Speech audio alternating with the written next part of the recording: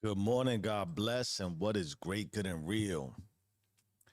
Let me start this off in a very poignant way. Do not ask me if I believe in God. Ask me if I remember him. Because belief is cheap, but remembrance, that costs you comfort. God is the center of everything for me. And it is because of how I choose to remember him, because of how I've been reminded of him. And even in that way, I use him solely to make it comfortable in the conversation, which, if you know me enough, I have a disdain for doing things just out of the sake of comfort. But I also have to appreciate the reality of how we communicate and the reality of how most of us are reminded of God, in that we believe holistically, culturally, that God is a him, or that the image of God resembles us. And it does, but not in physical form from my perspective.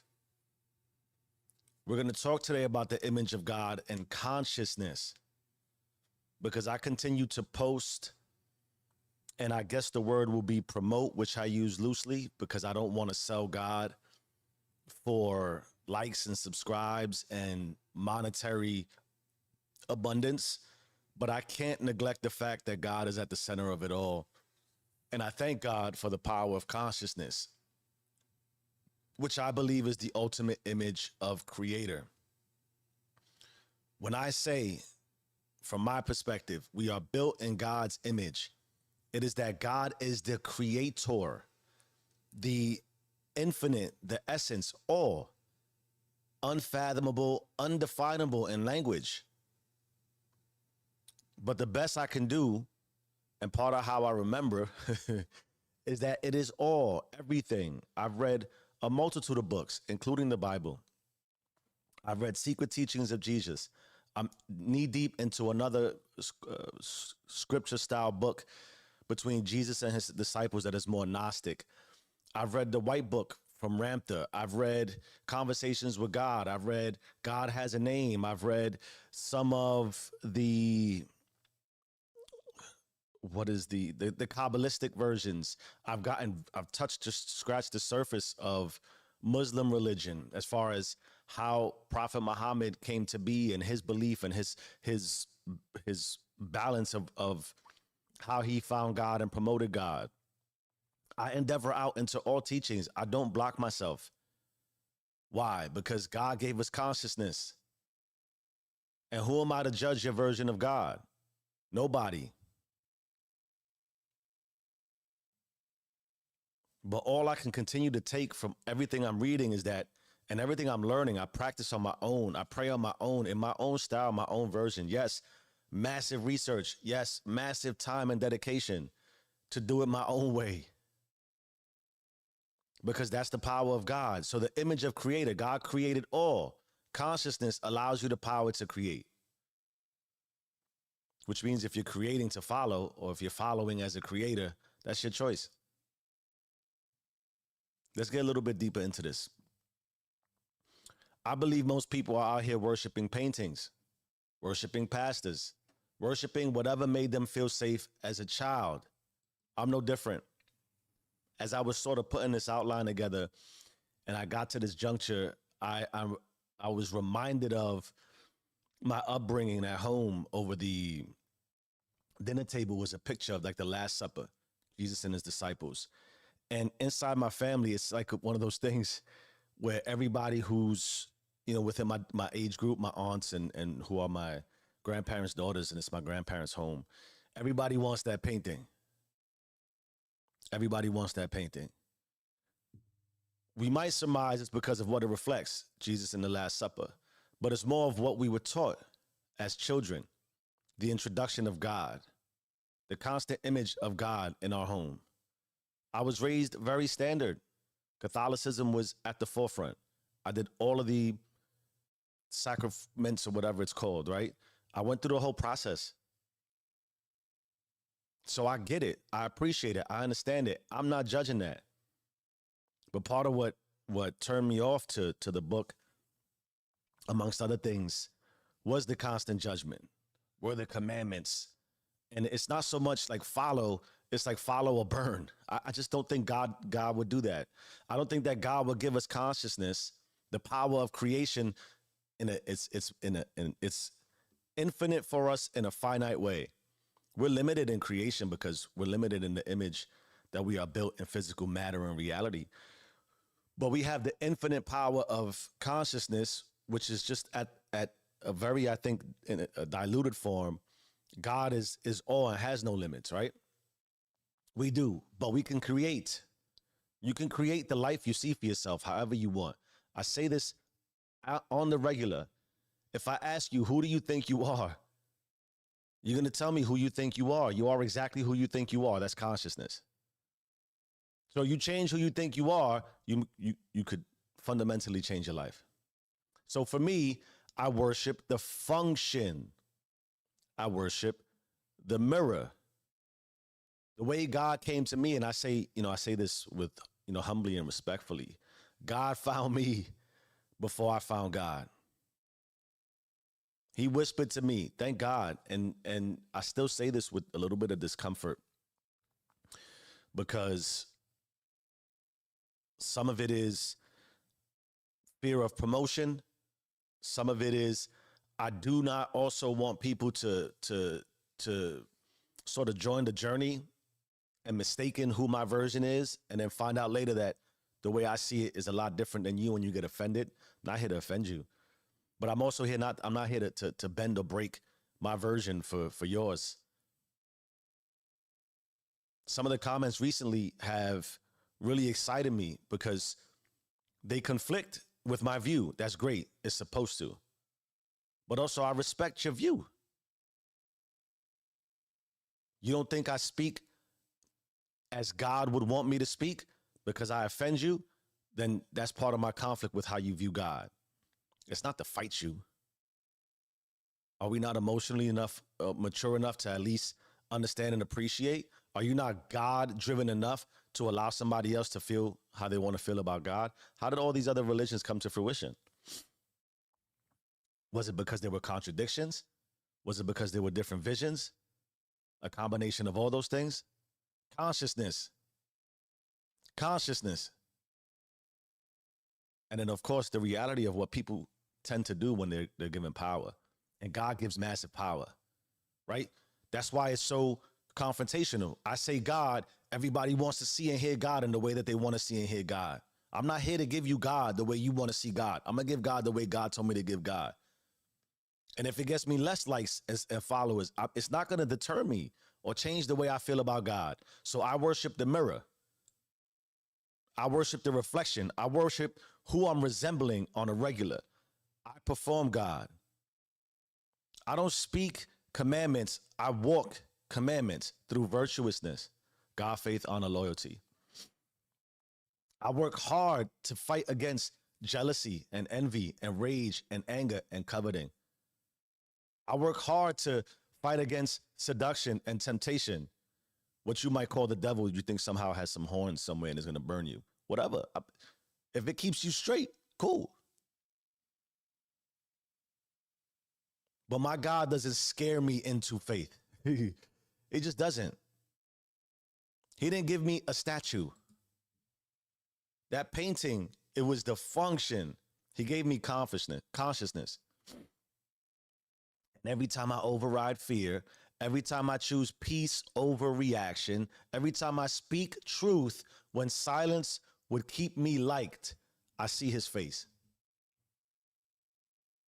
I see his face in the positivity. I see his face in the expansion of God, in the conversation of God, in the promotion of finding the inner peace that comes with God. I see his face in love. So if my version prompts you to fight your version and show that you love God more than me, mission accomplished. I'm not even here to win or be right. How do I win or be right? I'm not here for none of that. But I speak truth when silence would otherwise keep me light. I've learned that through consciousness as well. Why? Because when I don't speak my truth, I build somebody else's truth. I live somebody else's life. I am a creator in somebody else's creation. I'm good. The only creator I need to be in the realm of creation is in the image of God. That's consciousness. That's choice. That's obedience. That's surrender. That's submission. Those are the laws of the universe. Those are the laws of faith. When I talk about do you rules, when I talk about being who I am, when I talk about worshiping God. Even a lot of those words, I had to relearn what it meant to worship and surrender and pray and release and give God autonomy over my life. Why? Because of how I was raised. The biggest infraction to me when I read the book, very early, it was during the flood, and it was also during Moses when he was going through the transition and was actually writing the commandments on the tablets, right? God twice apparently wanted to wipe out his creation. Why would God do that? Why would God give free will then judge? I don't get it. Never correlated. Never registered in my brain that way. Now we're gonna the typical debate is in why if God is, why does God allow all these negative things? I don't have all the exact answers the way I can't tell you exactly what God is, but free will. Free will. God has to accept with great grace.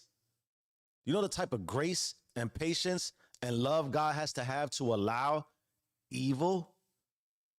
But that's his, in my opinion. That is his guarantee. Free will, consciousness. It doesn't all terminate in on good terms. But also in that way, unfortunately, or fortunately, however you want to see it, how would you know otherwise? How would you know which side the pendulum is on? Hate is the protector of love. We talked about that before.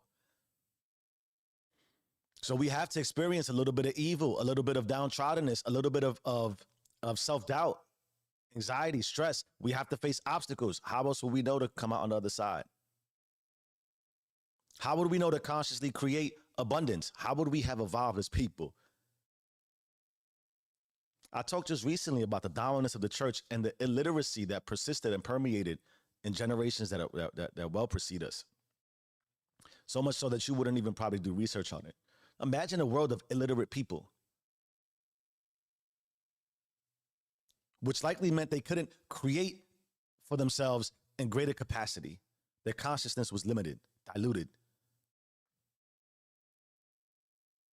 And yet now we're full of abundance and we find ourselves in a conscious stasis, still fighting over the same type of God that likely limited and restricted us generations ago. Fear-derived consciousness. Imagine that God, the infinite, the creator, could put fear into you and instill fear into you. So I don't believe God gave us a face. He gave us a function. That function, again, is consciousness. You can reflect. You can consider past, present, future. You can reflect. You can choose. You can choose. Oh, I could say it again. You can choose. You can choose to override the glitch. You can choose to see the virus and delete it. You want to talk about baseline fundamentals of how we're built genetically in our code, in our biology, in our neurology. Most people are living like animals with phone. Everybody has consciousness. Everything has consciousness.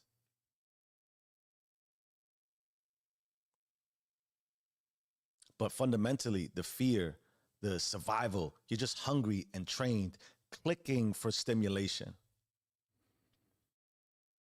Forgetting that what separates man from beast is consciousness. And what separates the saved from the stuck is how often you access it. Consciousness is the proof that you are not your trauma. It's the proof that survival is not your ceiling. It's the proof that God didn't leave you. He left himself inside you. Why do we fall in love with those possibilities when people feed us the return to home, the return to inner love. That's God inside of you. Why do so many practices ask you to close your eyes and tap in? God left himself inside of you. Why is it you light up on the inside when something goes your way? Why is it you light up on the inside when you bring yourself to gratitude? When you bring yourself to the consciousness of the blessings you have? He left himself inside you. How do you recreate for yourself? You've already created. You go back inside of you, consciousness. God left himself inside of you, inside of all, inside of everywhere, inside of you, everywhere. God resides everywhere. Let's pause for a brief moment and see what's going on. It's not showing my stream here. Trying to check the chat. Okay. The other day it gave me my control panel. Today it's not doing it. Technology. Let me be somewhat relatable. When I started waking up at 3, it was 4. Now it's 3, right? I found that also, if you care in any capacity, I did read that at one time 3 a.m. was like a spiritual hour. Apparently, a lot of the work that Jesus did was around this time. I think when was it Abraham that wrestled with God was around this time. A lot of what occurs spiritually when it comes to God and some of the teachings. Now, you might find this conflicting and contradictory. I look at the power of the teachings as far as I do believe the book is man-made, but man had to interpret that. There's a power to interpretation. There's wisdom in that. It's a book that has been sold billions of times, has changed generations. I can't neglect that fact. And there are some beautiful blessings in there if you take the time to interpret it in your own way. The waking up at 4 a.m., 3 a.m. was deeper than a self-help sort of subscription model or influential routine, although I believe deeply in it. But it helped me stop drinking. When I was knee deep in alcoholism, I would stay up to 1, 2, 3 in the morning drinking. So I said to myself, yo, how do I stop drinking? I usually start drinking at 9 o'clock. I probably want to be asleep at that time. That was the easiest way for me to get over it. Go to sleep when you would usually drink. So how do I go to sleep earlier? I wake up earlier. If I'm going to wake up earlier, what do I got to do? I should work on myself. What's a good thing to do when you wake up early? Pray. Pray, because it's hard to transition into consciousness when you've been unconscious for so long. It is very hard to enlighten yourself when you've been asleep. It's very hard to awaken. And once you see, you can't unsee. I'm going to stop drinking. I'm going to stop running from my responsibilities. I need to take more accountability. I need to level up. I need to really have faith. I need to say what I mean only. I need to do what I say. I need to be conscious. I need to understand how consciousness works, how it invites my spirit to rise, how it aligns me deeper and deeper with God. I need to understand what God is. How do you do those things? You go quiet, you go silent. I need to realize that I need to learn how to be silent. You know, these things are sold in ways that I believe the intentionality around it, if you do it properly, it'll help you. But properly means you got to understand what your outcome needs to be. What are you trying to do? You go silent, you'll find out quick what you're trying to do. One of the things that I wanted to share as far as consciousness and what I believe God said to me today was this: I'm everywhere that you need me to be, exactly how you see me. But I also, in that same way, learned as soon as I try to think of what God is and where he's at, I need to dissolve that because I limit it. But God is like, yo, you want to create heaven on earth right here? I'll be there for you. You want to create a man in the sky? I'll do that for you too. Because why? You've already convinced yourself that's what God is. God is not going to reject you. All right, cool. You want me to be in the sky? I'll be in the sky for you. You want me to be in a bottle? I'll be in a bottle for you. So when I stopped being a slave to the dopamine drip without even realizing that I was on a dopamine drip trip, the biggest thing too, fundamentally, I learned through fundamentals. It could be my background that I'm in information technology.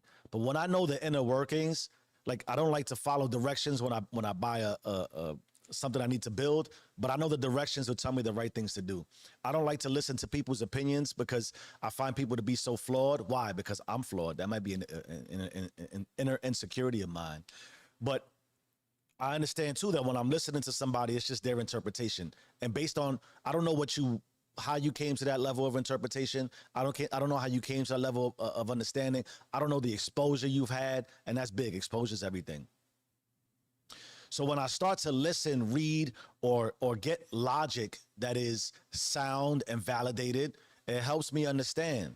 So not only did I want to stop drinking, so I started to go to sleep when I used to drink, I learned what drinking does. And the dopamine drip is very similar. So drinking, if you didn't realize it, and maybe it's like, duh, it was not very obvious to me. When you ingest the alcohol, it sends chemicals to your brain that you can't produce on your own, thereby causing you to be addicted to something that you can't produce naturally. So consciously, now your mind is like, yo, I want this pleasure trip. I can't find that chemical. You got to bring it back to me. That's how you get addicted. That's also how you get hungover. Why? The chemical now releases from your body. It's not there. It's looking to put itself back into your brain and give you the pleasure. Your brain is like, yo, I can't pleasure you. We want to be pleasured. I can't find this. Give it to me. Then I started applying that to the binging of Netflix, the laziness. You don't realize you're addicted to being lazy. Why? It sends pleasure to you. That's how you can be addicted to working out. That's how you can be addicted to reading, writing, praying, meditating. You do it often enough, your brain starts to look for it. Except in this way, my opinion, the way I found God through consciousness, it's natural. I can always find God in me. I can always stimulate myself with love. Love is always inside of me. I can also stimulate myself with hate and anger and frustration. That's inside of me too. I have control over that. That's my dopamine drip. You learn these things. You apply these things. You practice these things. You realize I'm not I didn't come to meet a bearded man in a robe. I didn't need a physical image. I didn't need a painting. I didn't need a Last Supper. I needed the fundamentals. I met silence. And you go silence. And my silence spoke louder than any preacher, any teacher, any doctrine, any scripture. That's when I knew God was never hiding. And God doesn't hide, always available. It's me who was buried. I was buried. And guess what the shovel was? Consciousness. Consciousness is the shovel. You're either digging and creating and expanding the hole so you can go deeper and deeper and deeper, thereby creating a higher elevation point. You don't think of it like that, right? Sometimes you got to go deep and dark before you can raise up high. Or you can just bury yourself. You want to create distance and space, or you want to create a hole that you go into and never come out. So every day I got to dig. Every day I dig. Every second that I can be conscious, I'm conscious. In reflection, in obedience, in presence. I talk about presence. What a beautiful day yesterday. God bless all fathers. God bless all mothers. God bless all people. You want to know what I did for Father's Day? The same thing I do every single day.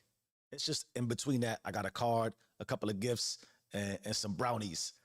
You know what I mean? We still woke up the same way. We had breakfast the same way. We were speaking and engaged the same way. Father's Day is every day for me. God is every day for me. I don't wait for Sundays. I don't wait for church. I don't wait for meetings. I don't wait for circles. I don't wait for a teacher, a pastor. I don't wait for none of that. It's all the time. Conscious. I'm present. I'm available. I went out to hoop with my son.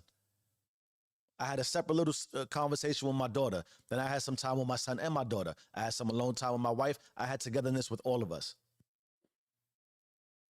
I do it every single day. What do you want for Father's Day? The same exact day I have every single day. I recorded a live. I posted a short. I posted a community post. I responded to some comments. I don't change. I had to learn that. I'm conscious all the time. That's God. God gave me that. And now you look at the space, right? You don't want to tie God to it. They tell you, you got to behave as the business owner. You got to behave in that body. You got to behave as the person who got that promotion, got that degree ahead of time. What's the difference? I've already behaved this way over and over and over. It's consciousness. So when you click like, subscribe, and you follow and you scroll and you get hooked on somebody's self-improvement feed, that's all they're telling you to do. It's just you haven't learned how to separate and delineate from being your own teacher. I talk about that word, right? Autodidactic. That's why you can't find your own God. You got to rely on somebody else's God. Then you get mad when somebody questions your God. You don't even know your God, and you want to question somebody else about God. You know what? Yeah, you want to question me about God, but you don't even spend time with God. I don't got time for your non-God time to conflict with my God time. That's also why I only go but so far. I'm not here to fight you. Not here to fight you. I've already got consciousness. I've got consciousness, and it's louder than thunder when your spirit is still. I'm on 1,000 all day. I'm on 1,000 all day. I'm on God all day, even when it hurts. I'm on God all the time, even when I don't get what I want. I'm on God all the time, even when it doesn't appear to be working out. I'm on God all the time when I got a leak in the house. I'm on God all the time when I have a difficult conversation with my 15-year-old, with my 12-year-old. I'm on God all the time when 25 years of relationship, 17 years of marriage gets a little tight. There's a little bit of tension. I'm on God all the time when a 9 to 5 is looking a little shaky. I don't bend.